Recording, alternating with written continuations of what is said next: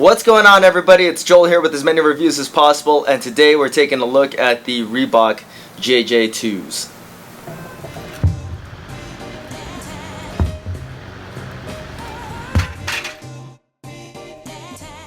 So last year I was really impressed by the original JJ Watt trainers, the JJ1s. They had pretty much everything that you would want in a training shoe. They were comfortable, they looked good, you could run in them, you could cut in them, you could jump in them, and you could lift in them. But there are a few things that kept these from being a staple in my training shoe collection. One being that they were just gigantic shoes made for big people. I myself am not that big. Two, the shoe was a little bit too tall for my everyday training routine. And three, they were just a little too bulky of a shoe.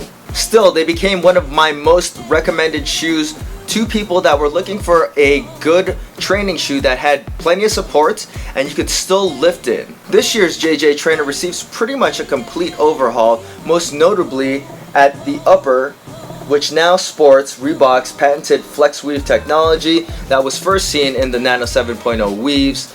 The flex weave moves very well with your foot, it's extremely flexible, and it breathes very, very well, very comfortable to have on. The upper itself is pretty much seamless. There's a mesh layer inside of the shoe to protect against any kind of chafing. The ankle collar has a ton of padding and is now a low cut shoe. The tongue is new and improved over last year's model. It's much nicer and thicker and stays in place a ton better than last year's anemic tongue. The lacing system is also changed up from last year's model. I personally did not have a problem with last year's lacing system, but this one works just as well, so I don't really have anything to complain about there. At the back of the shoe, you also do have a heel counter to keep your heel in one spot while you're lifting.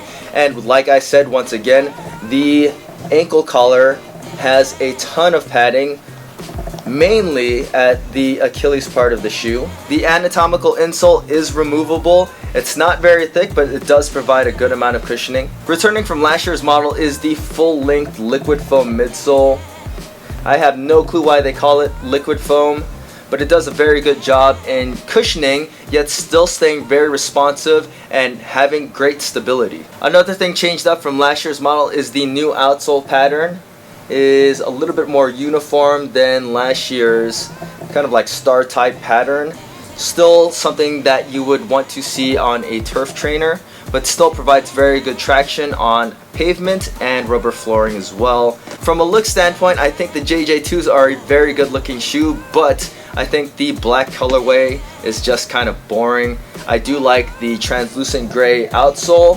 I think that gives it a little bit of flair, but otherwise, not even the Reebok Delta is reflective on this model. So it's kind of a boring looking shoe, but it is unoffensive and you could wear it with jeans and get away with it. No one would ever question you or hate on that. On my scale, the JJ2s weighed in at 11.78 ounces for a men's 9.5. Now when sizing your JJ2s, I went with a size 9.5, which is just my typical running shoe size. My normal training shoe size is a 10, but the JJs have more of a running-like silhouette, so I went with a 9.5, and it is a little bit snug depending on what socks I wear, and I think that I could go with my normal training shoe size with the JJ2s. So I'm going to recommend that you go with your normal training shoe size. Whatever you wear in your nanos or your metcons is the same size that you're going to want to get for your JJ2s. So when it comes to the performance of the JJ2s, are they a better training shoe than the original JJ1s,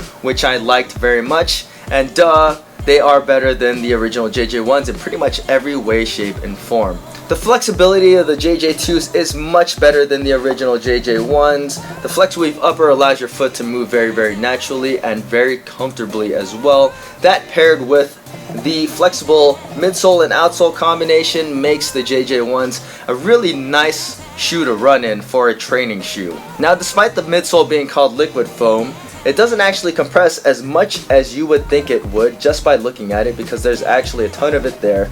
There are support pillars that are built inside of the midsole to give you the response and power delivery that you need when you're weightlifting. The midsole on the JJ2s does actually compress a little bit more than it did in the original JJ1s, but it's not enough to be a detriment while weightlifting. Now, even though the JJ2's midsole is definitely a little bit softer, it's also a little bit lower than the ground, and it actually has a little bit more bounce to it, making running a better experience in the JJ2s than it was in the JJ1s. And like I said, I really like to run in the JJ1s. Overall response in the JJ2s is excellent. They're very good shoes to do any kind of plyometric movements, box jumps, double unders, burpees, you name it. The JJ2s are very comfortable to wear and are very responsive shoes overall. Even though the JJ2s are now a low cut, lateral stability remains very, very good, mainly due to the TPU heel counter and this little ridge that comes up from the midsole to the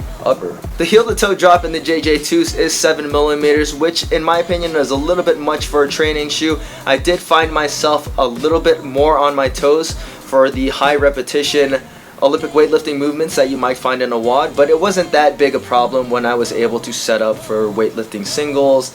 Back squats were fine in the JJs, deadlifts were fine in the JJs. It was mainly just the high repetition fast stuff that you would find in a WOD. Now, a couple things that I don't really like about the JJ2s is, one, I still think that the shoe is a little bit too tall and the ankle cut is a little bit too high for me. Two, I think that even though the flex weave upper moves very, very well with your foot, it still feels a little bit bulky in comparison to the Nano 7. And three, I think the all black colorway, while very unoffensive, is kind of boring. There's not a whole lot going on, and I would like to see some better colorways come out for the JJ2s that would more complement the silhouette of this shoe. Now, for $100, you cannot go wrong with the JJ2s. This is one of the best deals in training shoes. I think it's a little bit better than the Nike DSX Repper, but I think I would still prefer the Speed 2.0s over the JJ2s just because they're a little bit lower to the ground and a little bit more minimal, and they work for CrossFit workouts just a little bit better than the JJ2s. I don't need a ton of support, but if you did need support, then I would definitely recommend the JJ2s over the DSX Reppers and the Speed 2.0s. Hats off to Reebok and JJ Watt for not charging a ton for these shoes, making them accessible for the masses. These are very good training shoes. And if you guys have any questions about the JJ2s, feel free to leave them in the comments section. As always, guys, please hit that like button, subscribe, and thanks for watching.